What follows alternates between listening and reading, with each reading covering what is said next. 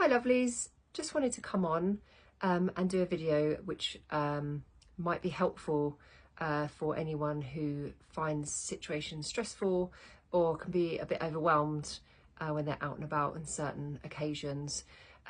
Just give some practical tips and suggestions. So I thought we'd look at a couple of breathing techniques and then some acupressure points that might be beneficial to you. Or if there's someone in your, your circle of friends or colleagues, if someone is starting to show signs of, panic attacks or anxiety, it can be really helpful just to have something practical to help them do. So thought we'd just start off with a couple of breathing exercises. The first one is called the double inhale, and it's literally that. And this way of inhaling just helps balance up the amount of carbon dioxide in the bloodstream and brings back a good balance of oxygen and carbon dioxide levels within the body, which just brings back calmness, slows down our breathing, and it almost tricks our brain into not panicking. It helps it move away from the fight or flight, and it comes back to this more calm and centered way of breathing. Can be really helpful as well just before you go to bed. So if you before you read or before you have your your wind down before bed, it can be really helpful. So it's really simple. All you're going to do is take a slow normal breath in, and then an extra inhale, and then a long exhale. So it looks like this.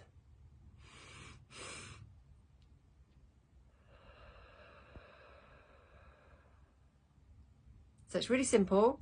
That slow, normal breath in, and then an additional bit of air.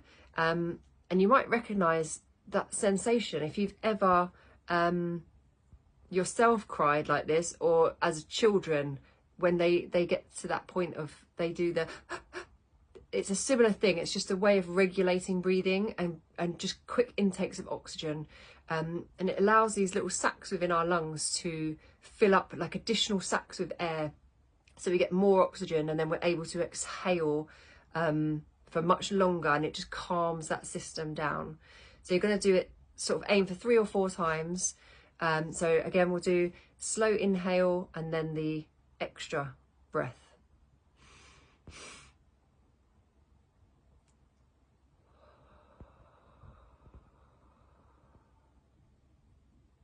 And if you can inhale through your nose, it's much more effective, and the exhale through the mouth, because those ways actually help our lungs to operate to their full efficiency. And it also slows down that inhale and exhale, makes that breathing slow down, which is key if someone's starting to go into a panic.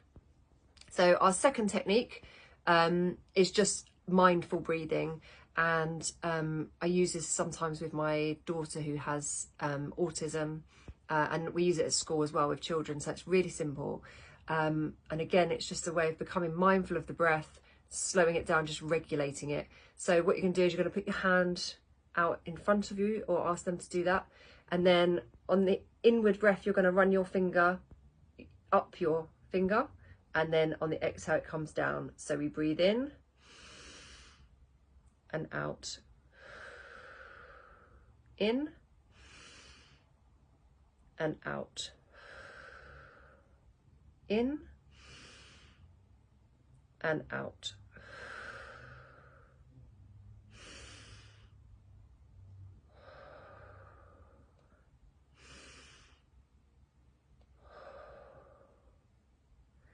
So if someone's really panicking and you're trying to regulate their system, or they're particularly young, you can run your finger around their hand and they can follow that.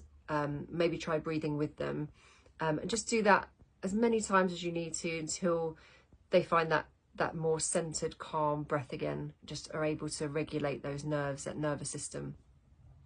So there's our 2 breathing techniques. Now there's some really lovely acupressure points that we can use.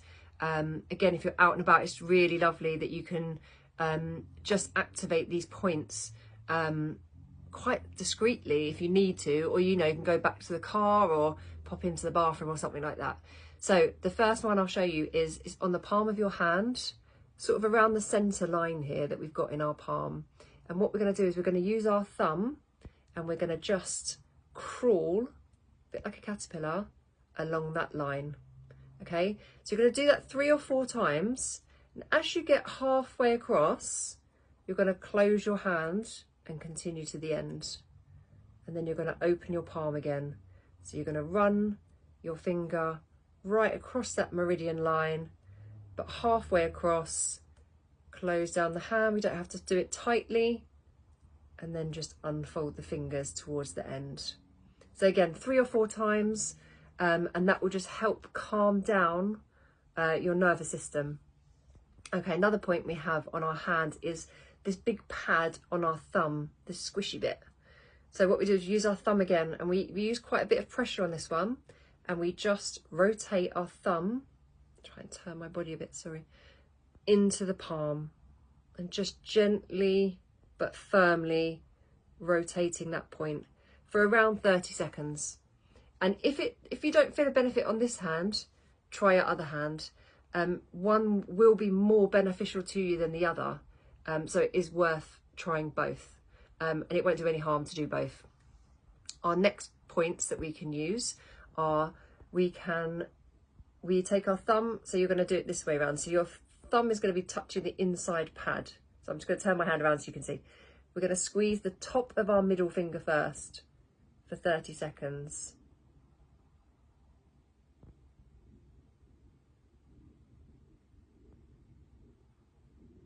Obviously, count in your head or time it, but you know, not exactly, but around 30 seconds.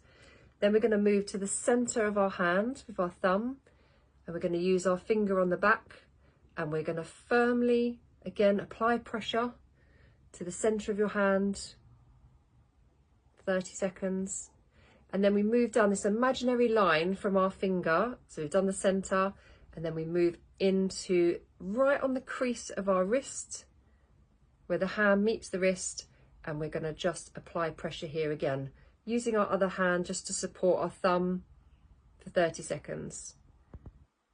And again, 2 or 3 times, either hand, both hands, whichever one resonates with you. And as you do that, it does help with your breathing. You just have a sense of calm. So again, that can be used for sleep. If you struggle with falling asleep, if you do this before when you get into bed, that can really help. Now we also have a point here. So we look between our ring finger and little finger, and we follow an imaginary line down, and we can feel here there's a dip. So you're going to put your thumb in here again. You're going to apply gentle but firm pressure using your other hand behind, and you're just going to hold that point for around 30 seconds. Again, you can do both hands if you want to. Sometimes these points you might feel they're a bit tender, and that's often when there's something symptomatic there. So maybe because we're stressed, it's feeling a bit tender. So don't push it until it hurts, but just feel that dip and just that gentle pressure. And finally, the last one. So what you're going to do is you're going to take your hands, put your thumbs together and put them forward like that. Now, I want you're going to rotate your hands in opposite directions and push them together.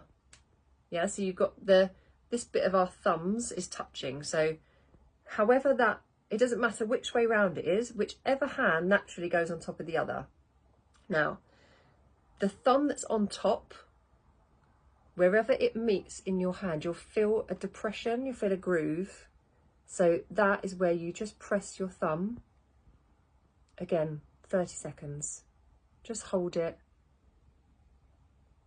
And you can rotate and do it the other way if you wanted to, just to see if it's any more beneficial to you. But you will have a master hand that feels right as you connect with it. And actually there is one more point you can do.